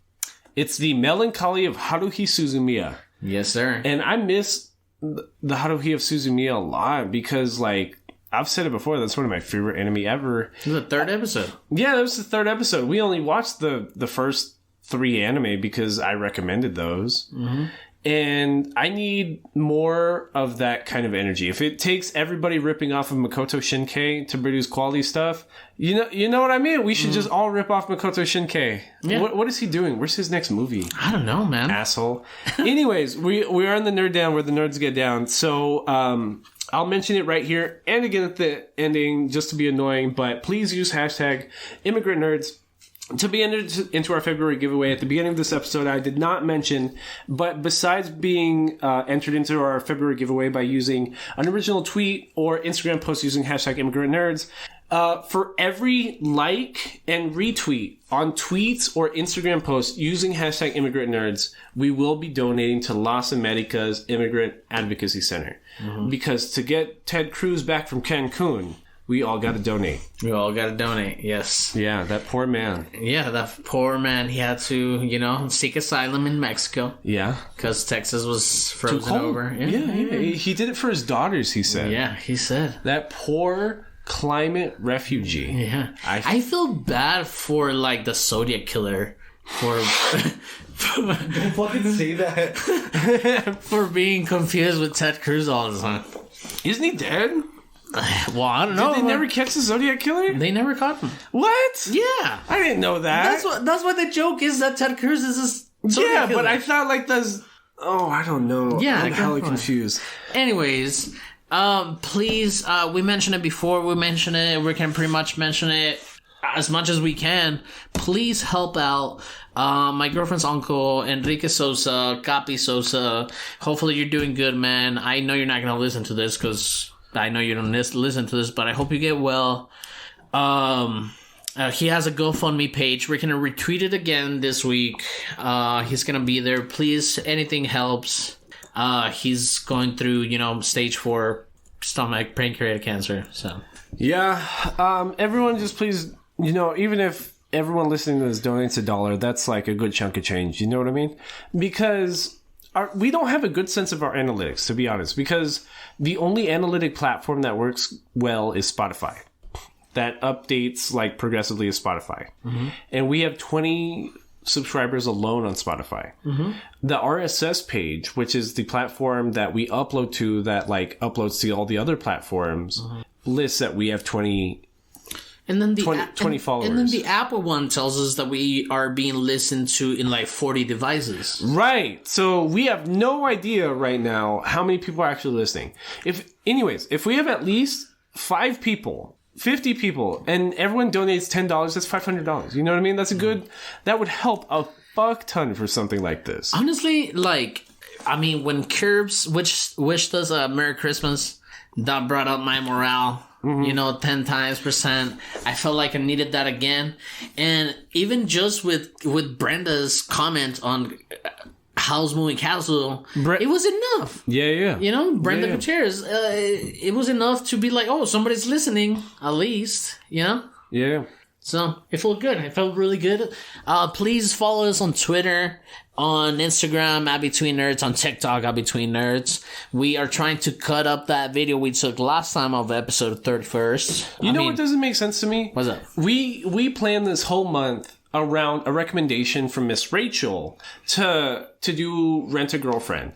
Because she wanted to do an anti-Valentine's Day episode. Not only has Miss Rachel not mentioned anything about the Rent a Girlfriend episode, which we did almost exclusively for her. That's right. We planned the month around Miss Rachel. Mm-hmm. Not only, okay, you don't mention the month and how great we've been doing, whatever. Okay, my bad. We'll try harder. Mm-hmm.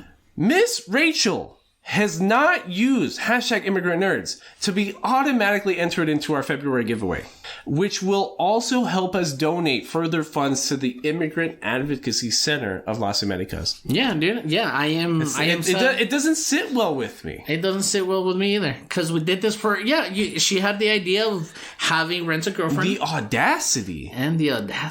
Not good.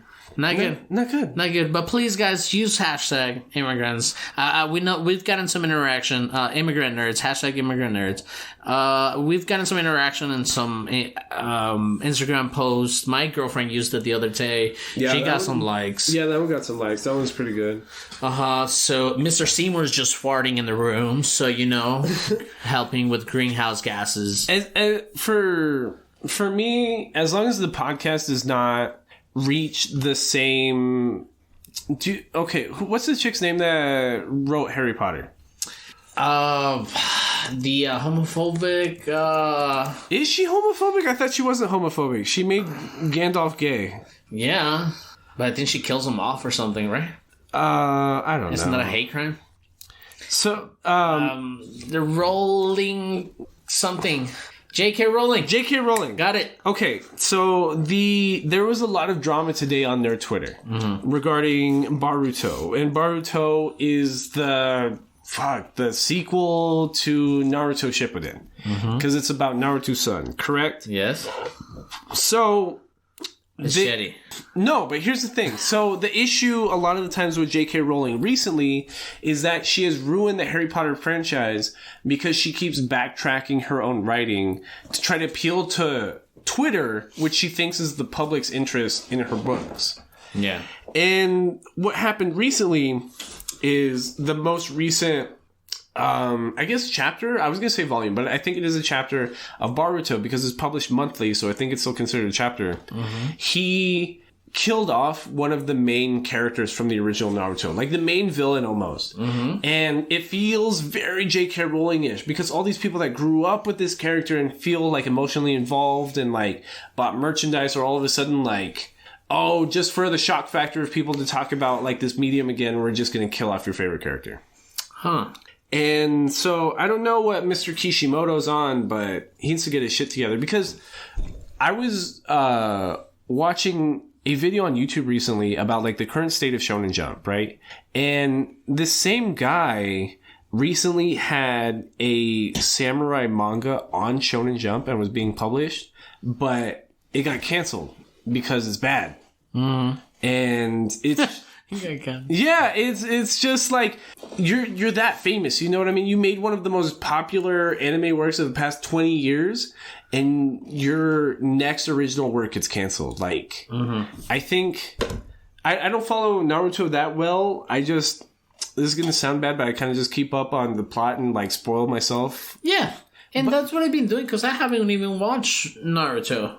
You know, but I know what the plot of it is. Yeah, and I was telling you this before we started recording. There's no reason for you right now to watch the original Naruto, because I was trying to think through it a couple months ago. If we were requested Naruto and we really tried to sit through it, how would we do it? And it's hard because the original Naruto is like ass compared to like today's quality. And it was only popular, not only, but a big reason why it was popular was because it was like an original project that we didn't have at the time. Like, this is what made people do fucking ninja runs and PE in 4th grade. Like, this was those. I think if we were to approach it, I mean, at this point, I mean, we've done some popular stuff. Right. You know? I believe that one of the things that that we have done, that we have actually gave them the time to, is One Piece. One Piece is loved by a lot of people. Right. We were able to do it in 44 episodes to give them that good effort of a first episode of One Piece. Yeah, right? To really make it seem like we really know what this is about. We gave it the good try, like. And then, when you talk about Naruto, when you talk about Dragon Ball Z, how much of Dragon Ball Z will we have to watch, or even Dragon Ball, to give it a good of it? Right? Well, we've talked for Dragon Ball. I feel like we would just watch one of the most recent, like either arcs or films, and but talk about it as a whole. You know what I mean? Like, we wouldn't be hyper specific. Like, I'm not going to watch the entirety of the Frieza saga, the Cell saga, and the Buu saga, like, just to talk about Dragon Ball Z. Like, literally everybody knows the plot to Dragon Ball Z at this point. Yes.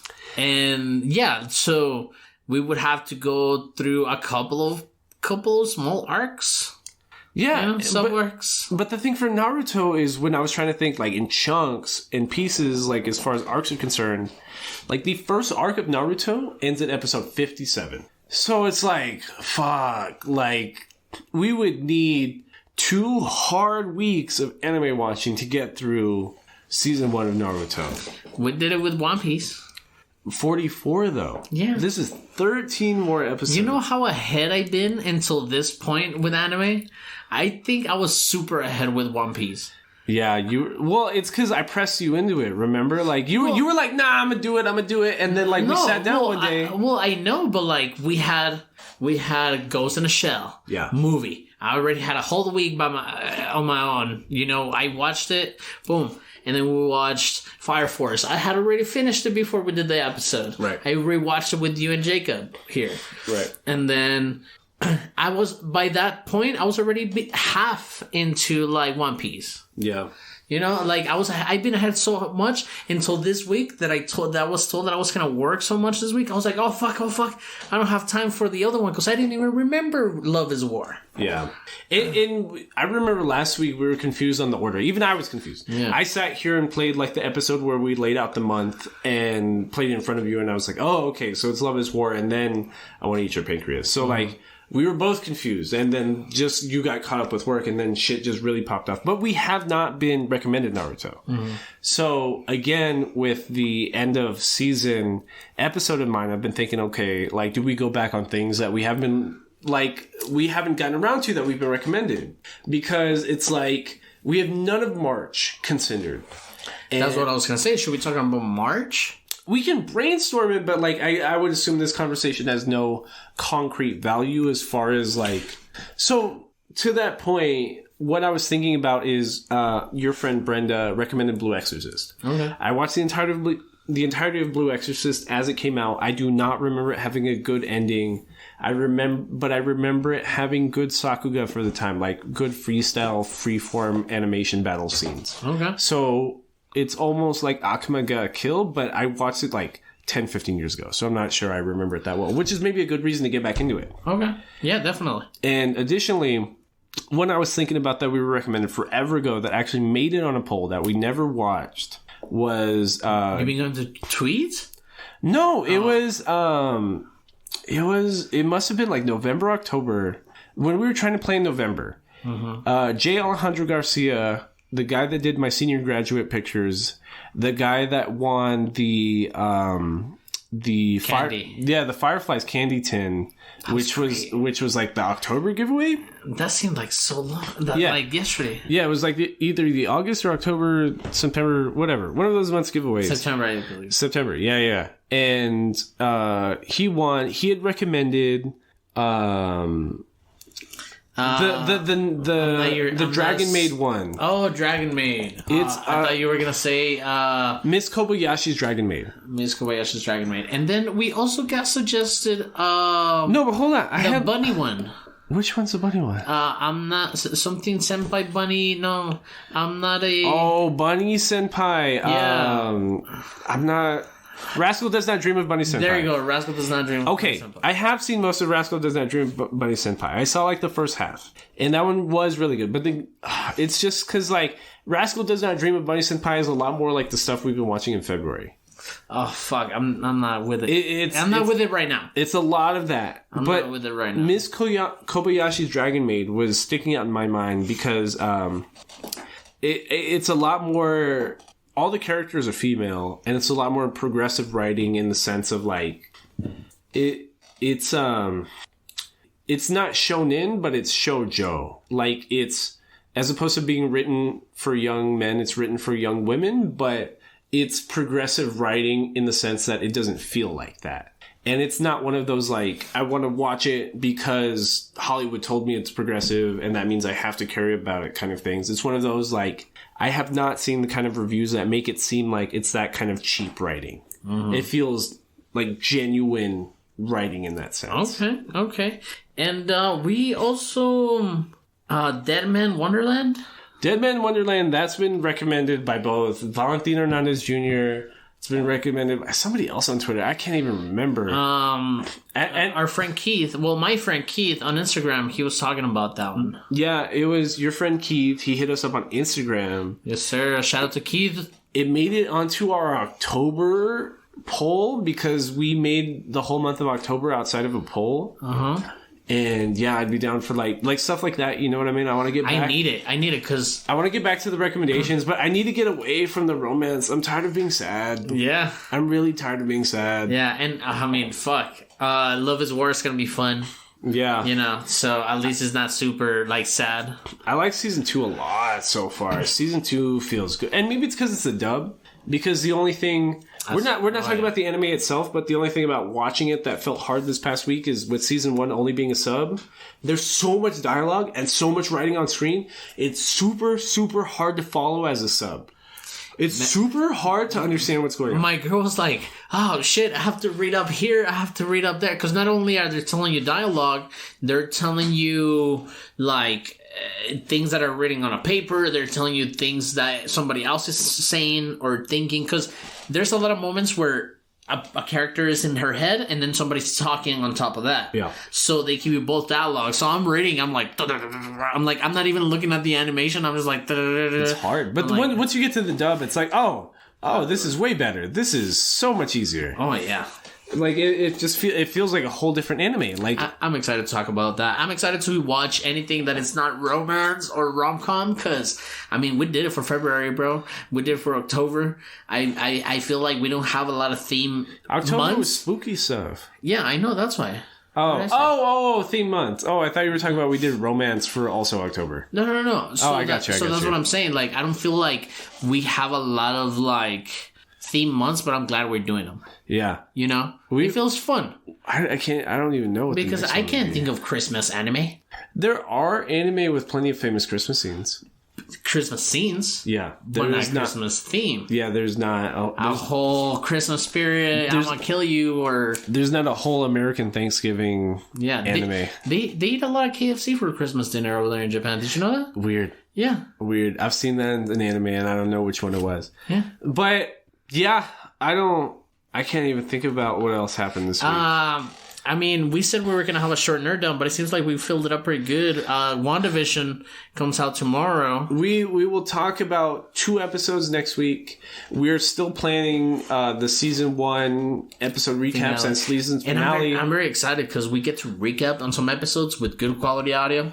Yeah, because like all our like most popular episodes have the worst audio, so I'm excited to talk about them for a little bit, just like with some clean audio. And if you want some more, context, you can just go back and listen to the shitty audio. Well, what I was thinking about, I don't know how we're gonna do it. I was thinking maybe we record on like a Wednesday or a Thursday and do like a mini recording, and that's gonna be the season finale, or on like a Saturday, we just do like 3-4 hours of recording straight, which we've done before, which is hard, don't get me wrong. And then we delete it, and then we do it again the next day. Oh, fuck. That would be great. No, but we're just going to do it straight. We're going to do the season finale, and we're going to episode. And we're going to sit through the next episode together. I haven't thought it through yet, but we'll get there. So just plugs at the end of the episode. Please use hashtag Immigrant Nerds to be entered into our February giveaway. For every original tweet or Instagram post using hashtag Immigrant Nerds, you will be entered into our February giveaway. For every like and retweet on... We tweet on every original tweet or Instagram post using hashtag Immigrant Nerds, we will be donating to Las Americas Immigrant Advocacy Center, which does free and discounted legal work to immigrants. So, and please donate to Capi Sosa. He's going through a lot right now. Please help Vietnamese family. This has been Between Nerds. We are doing Kaguya-sama Love is War next week, for real this time. My name is Drew Philip Elias. I'm here with my co-host, Mr. Aldo Mendez. Peace out, nerds. This has been Between Nerds. Between Nerds. Between Nerds. Bye, guys.